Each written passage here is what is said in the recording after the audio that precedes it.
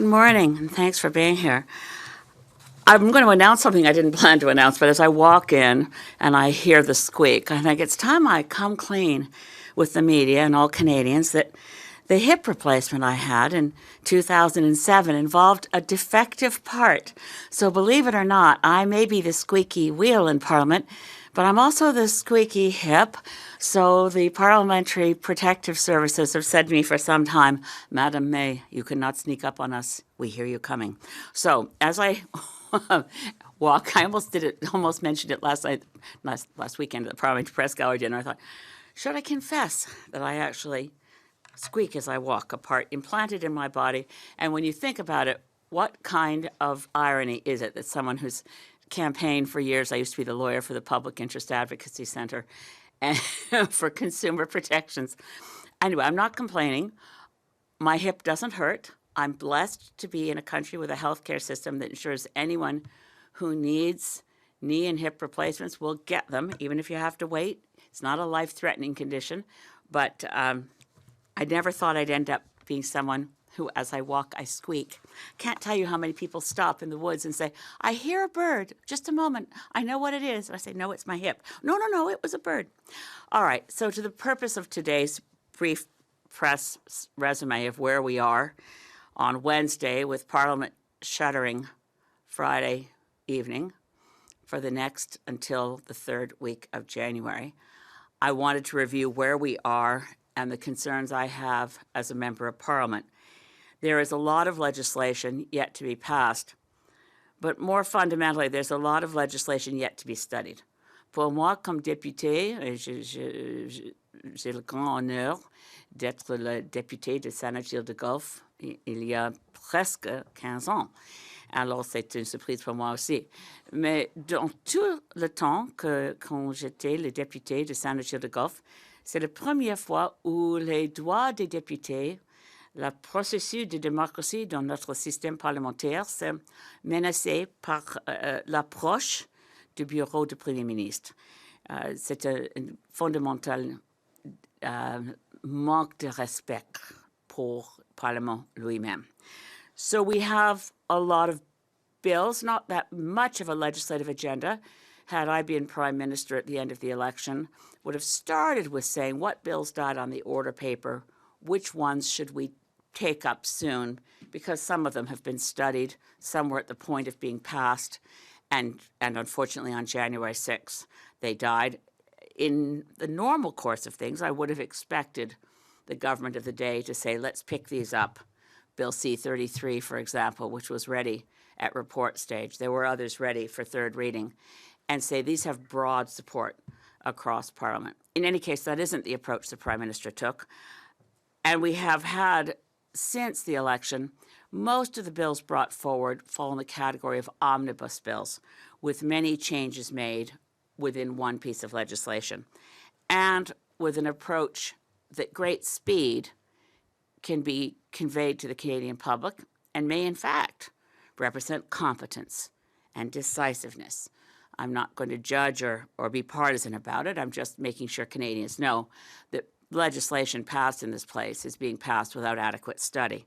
Certainly Bill C-5, the Part 1, which was about reducing barriers between provinces for trade, is a goal I totally support, but I couldn't vote for Part 1 of Bill C-5, and I certainly couldn't vote for Part 2 of Bill C-5, the so-called Build Canada Act. Much has been confused and confusing since the great urgency that bill needed to be passed in June.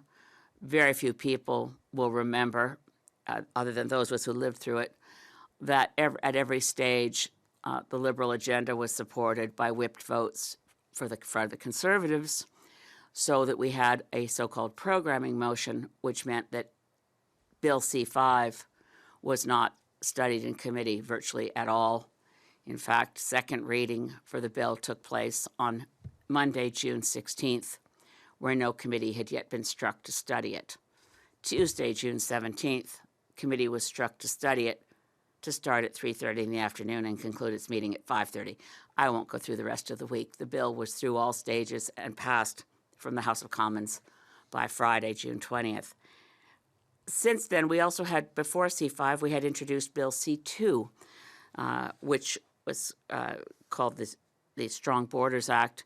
C2, over the course of the summer, attracted hundreds of civil society organizations to form a coalition. Groups such as Open Media, Association of Refugee Lawyers, Civil Liberties Associations, saying C2 should be completely withdrawn. I thought we'd seen some progress when in the fall, and we reconvened, the Strong Borders Act, or parts of it, were reintroduced as Bill C12, which I wrongfully thought meant that C2 was dead.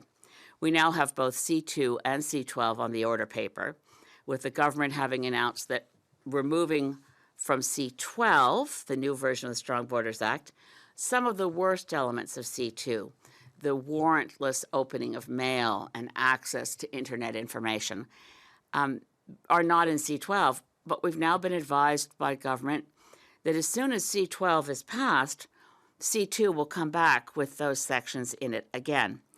This is obviously very confusing for civil society organizations trying to stay on top of this. It's even confusing for members of parliament.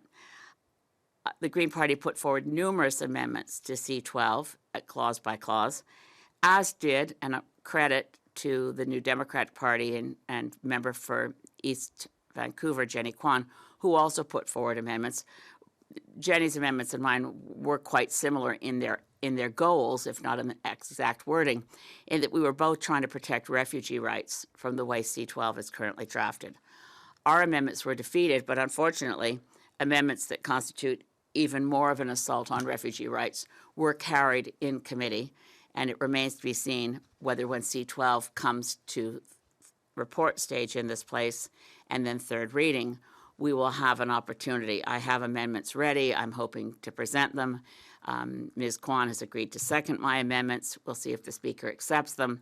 But I find C12 quite offensive, objectionable.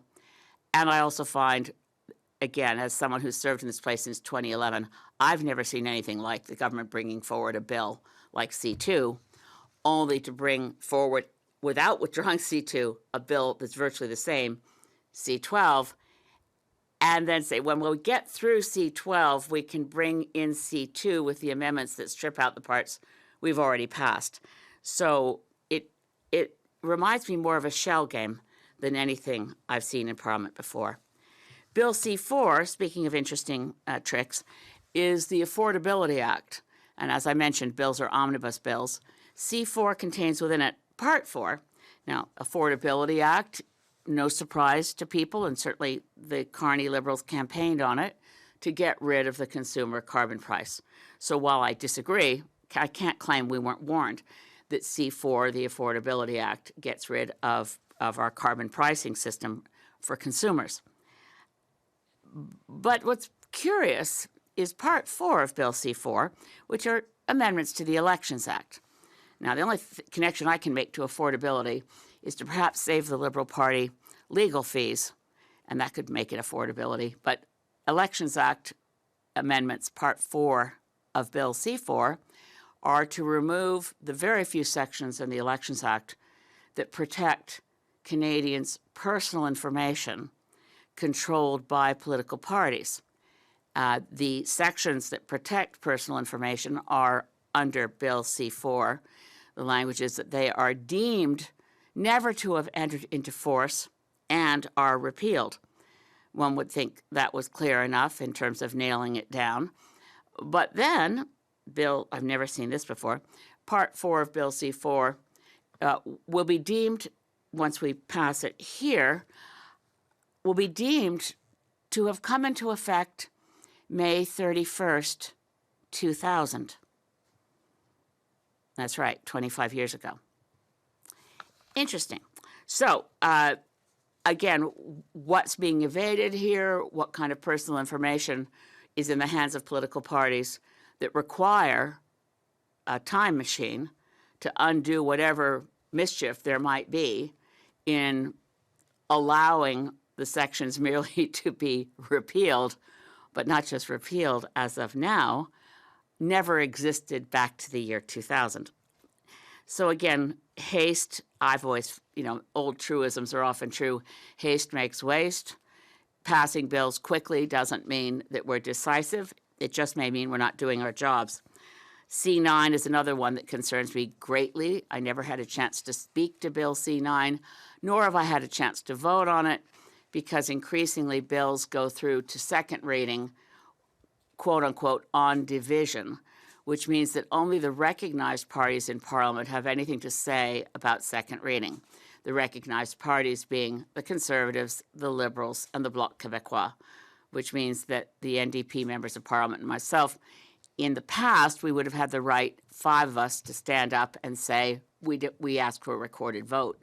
I haven't been able to record my position on C9, haven't had a speech on it, and haven't been able to vote on it because I've been, like the other New Democrat MPs, swept up in passed on division. The parts of C9 that I find objectionable are the parts that affect civil liberties. Most of the debate right now is around the religious text exemption on hate speech.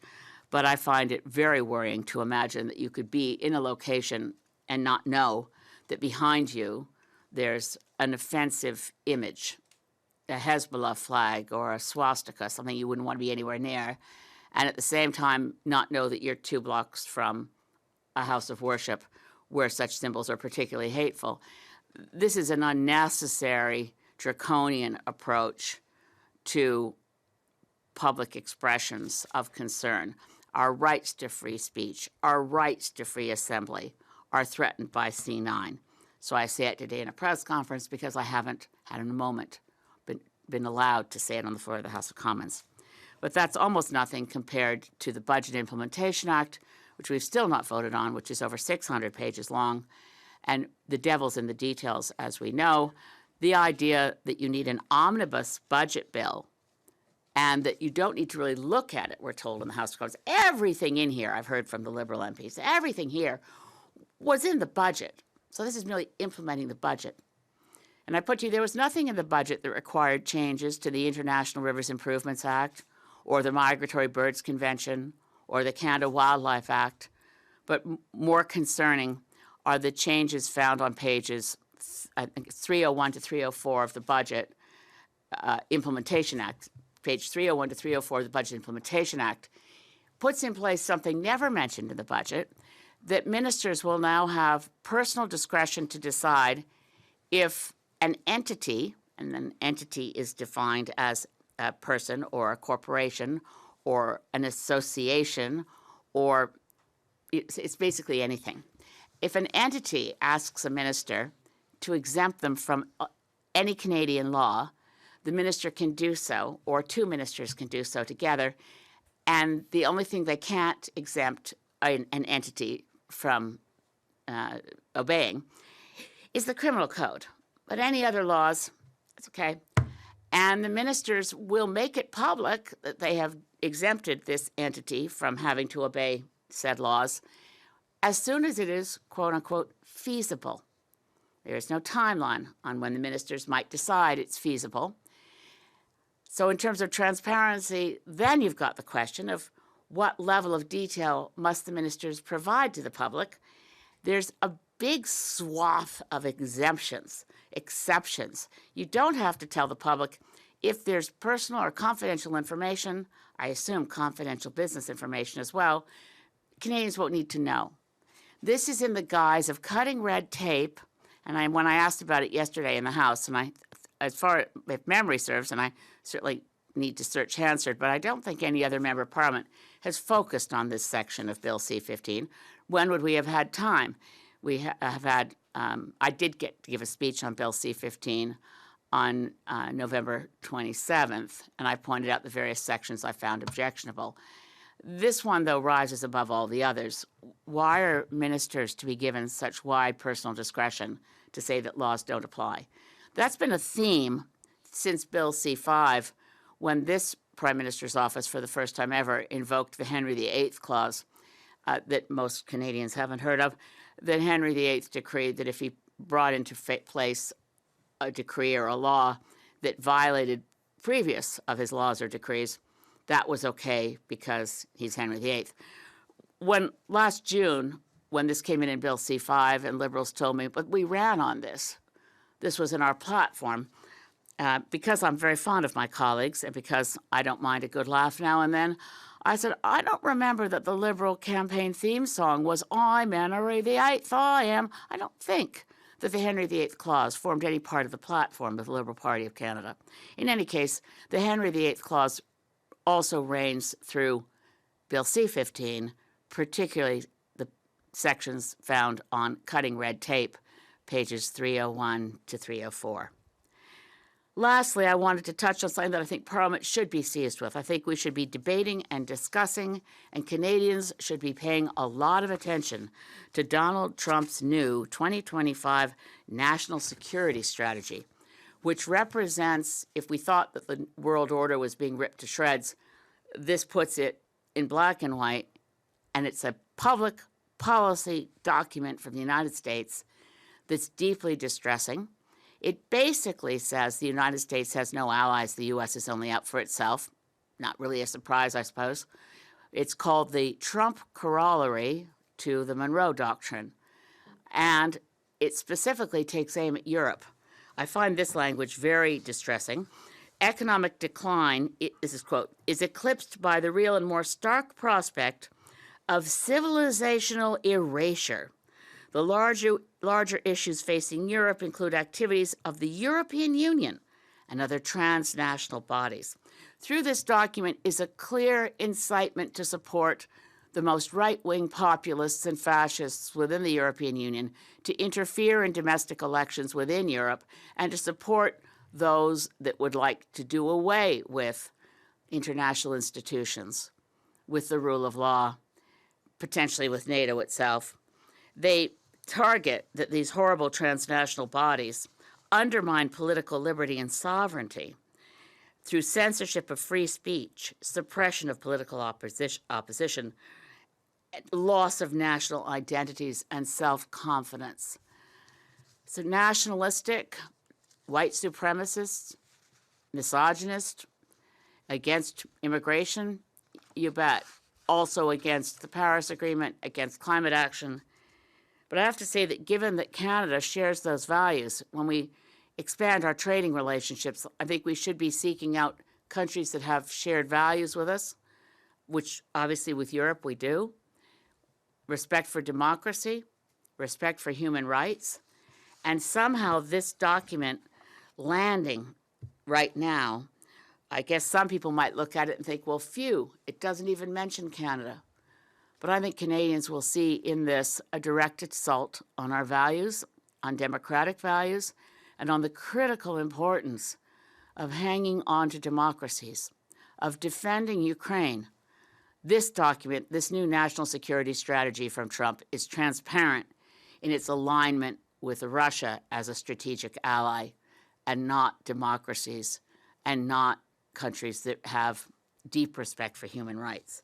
So again, America, quote, this is, quote, America encourages its political allies in Europe to promote this revival of spirit and the growing influence of patriotic European parties indeed gives cause for great optimism.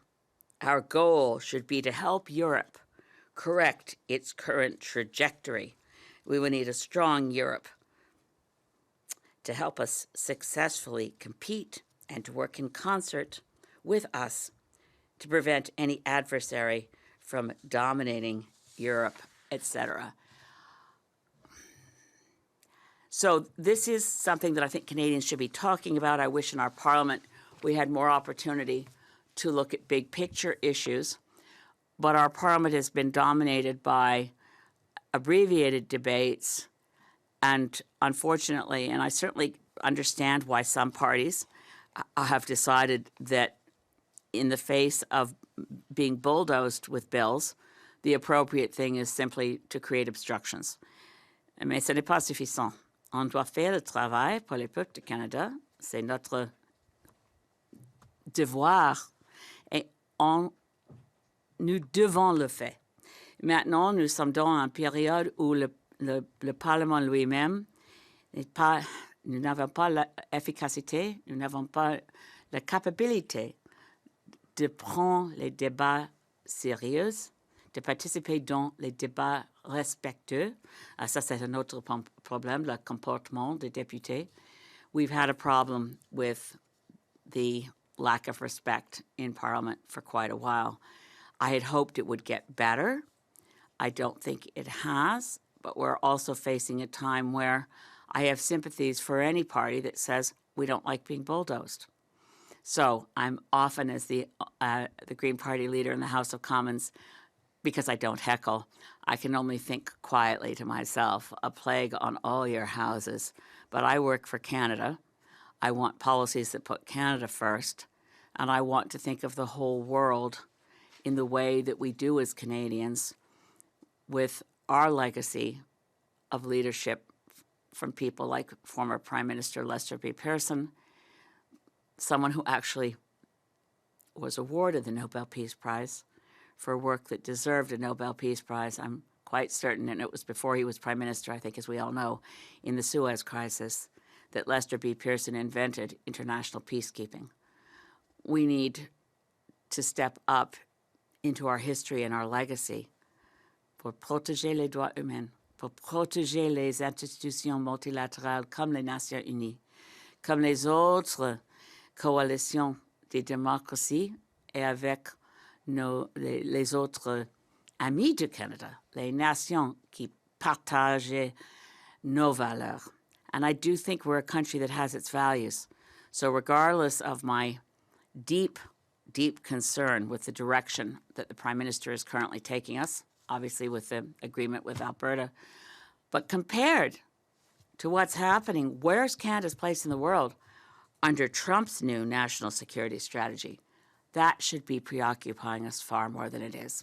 With that, merci pour l'occasion de parler avec tout le monde ici, et je suis disponible pour les questions. Thank you. Yes. Yes, Jesse Knockout with the Hill Times. Could I get you to weigh in at all on the Conservative motion from earlier this week related to the MOU and pipeline construction? Does that motion say anything about Conservative priorities? Does the Liberals voting against it say anything about their commitment to pipelines? I'm astonished by the base level of ignorance on the part of everybody in Parliament debating pipelines and tankers. And I don't say that in any ad hominem way. I asked the Conservatives yesterday in the House if they were aware that their 2011 campaign platform, when Stephen Harper was leader of the Conservative Party, opposed any shipment of Canadian crude to any country that didn't have as high environmental standards for refineries as we did. In other words, that was before Northern Gateway was being promoted. There was no Enbridge proposal for a pipeline across BC to ship oil to Asia. And Stephen Harper, and in that era the Conservative Party, were happy to keep the focus on shipping more oil to the United States. I was astonished to read the words in the MOU, bitumen pipeline, since bitumen is a solid. No one's ever talked about a bitumen pipeline before. A lot of people make the mistake of thinking that Alberta wants to ship crude oil west to the Pacific coast, but actually what the Trans Mountain pipeline, having cost Canadians $34 billion to build it, is shipping is diluted bitumen, which is a substance far more dangerous, more toxic, and can't be cleaned up in a marine spill.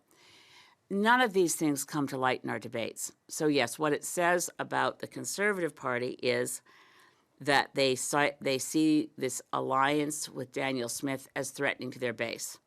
They don't want pictures of Daniel Smith and Mark Carney signing documents together.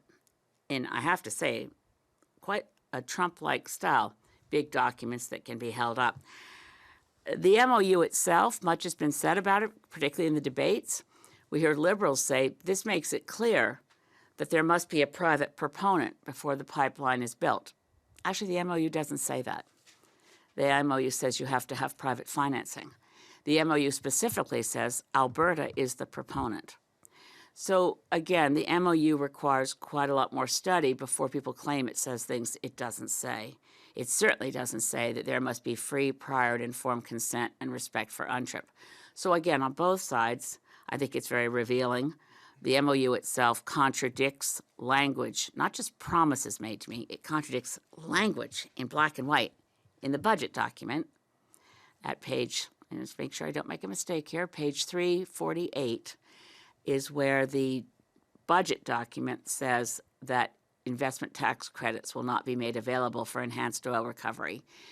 But the MOU says that, yes, indeed, Alberta can, and fossil fuel, the biggest companies, some of the most profitable companies on earth, are going to get more tax dollars from Canada. So when I asked in the House if the finance minister had recalculated Canada's deficit, because when you shovel more billions to the fossil fuel industry, that means you've increased your deficit. I'm afraid I didn't get an answer because they put Julie DeBruzen up to answer the question, and she didn't seem to have heard the question. So to your point, Jesse, yeah, the debate was dispiriting. What it clearly said was the Liberals don't understand the Paris Agreement because they prefaced everything in the MOU on net zero by 2050, which is the Intergovernmental Panel on Climate Change has made very clear. It's net zero by 2050 does not get us to where we need to be to ensure that this planet remains habitable, to stay as far below 2 degrees C as possible. And these are complicated concepts because 2 degrees C is of average global temperature increase. It gets people's eyes glaze over. I hate going over the details. But net zero by 2050, in the words of climate youth activists, it was a couple of years ago now that Greta Thunberg and a bunch of MPs said, youth said net zero by 2050 is surrender. You need sharp reductions soon, and those are the reductions Canada committed to in the Paris Agreement. Sorry. How do you compare the style of Justin Trudeau as Prime Minister and Mark Carney in and outside Parliament? Well, they're obviously very different styles, and quite deliberately, because for purely, anybody in a comms shop for a political party could see that the rage farming against Justin Trudeau had really hit home. I mean, in my own community, which is one of the sweetest, kindest little towns you've ever seen, Sydney, British Columbia, where we're so blessed to have an RCMP depot where the officers are bored out of their minds because Sydney. But for me to see in the Thrifty's parking lot an FUCK Trudeau decal that people spent money buying to put on their van, you think, this isn't Canada. We didn't. So the style of the prime ministers is very different. Certainly Trudeau broke his word quite a lot, and now so does Prime Minister Carney. In terms of inclusiveness, I think it was definitely the case that either Prime Minister Trudeau or the people around him understood Parliament more and did more to try to gain consensus around policies before they were put forward. The bulldozer approach, and Nathaniel Erskine-Smith, Liberal MP from Beaches, East York, put it very clearly during the time C5 was being passed into the media, saying if the Conservatives if Harper had ever tried this, Liberals would be screaming bloody murder. A lot of what's happening in Parliament isn't being communicated to the Canadian public, and I think it's really, whether deliberately or not, Carney's PMO has adopted Steve Bannon's approach of flood the zone. If so much is happening all at once that you can't catch your breath or study any one individual thing, it's quite anti-democratic, and no wonder Canadians don't really know what's happening here. More anti-democratic than under Mr. Trudeau? Oh, absolutely. Breathtakingly so. More anti-democratic than under Stephen Harper. Now, I have to say, Stephen Harper's goals, I'm far less in sympathy with Stephen Harper's goals than with Prime Minister Carney's goals. I'm just saying, the way MPs are treated, the use of omnibus bills, the use of closure on debates, bulldozing over everyone to get to an end goal faster is breathtakingly different. And I think Mark Carney will be seen as our first CEO Prime Minister. And again, I'll step back and say, maybe that's what Canada needs. Maybe that's what Canadians want. But it violates fundamental principles of parliamentary democracy. Thank you. That's all. Oh, sorry.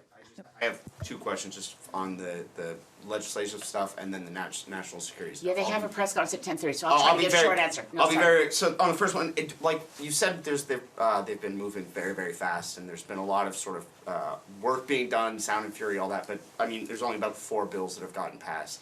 And given your comments about how they're bulldozing the omnibus bills, do you think this is an effective strategy? I mean, it's only 4 bills, or if it's been effective with those bills, how long do you think it can be effective? It's only effective as long as it's a minority parliament, which is a point I should have underscored earlier.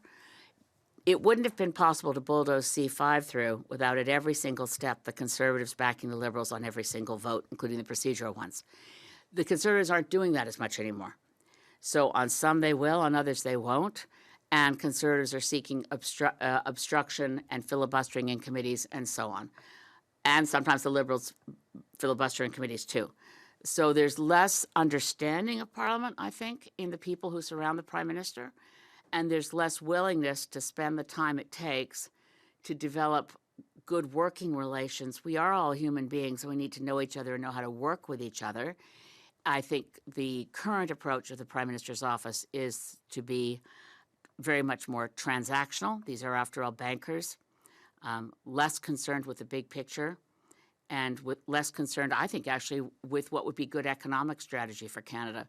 But transactional, in a hurry, and I don't think it's particularly effective at getting bills passed, no. And then just on the national security stuff, does Canada need to make a more forceful pushback against this and be more vocal? I know, like taking in with the tariffs, Fit for State comments. I think it's the ICC judge, Canadian judge, that's been sanctioned over the Yes. the investigations for Israel. Manitoba jurist, personally sanctioned. Do we need like does By I guess Trump. from Carney and our foreign affairs minister and I guess the people who are front facing towards the U.S. they need to be more forceful on that, or are you concerned they're underplaying it because of the tariff stuff? Well, I want to pause and say that we've lost a great ambassador to the United States in Kirsten Hillman, now resigning. When I lobbied in Washington a year ago, February, I found that even in congressional offices, they'd refer to her by her first name, Kirsten. Republican congressman would say, "Oh, Kirsten's coming to my district for her vacation," she told me. She was doing heroic work. We'll see what her successor can do.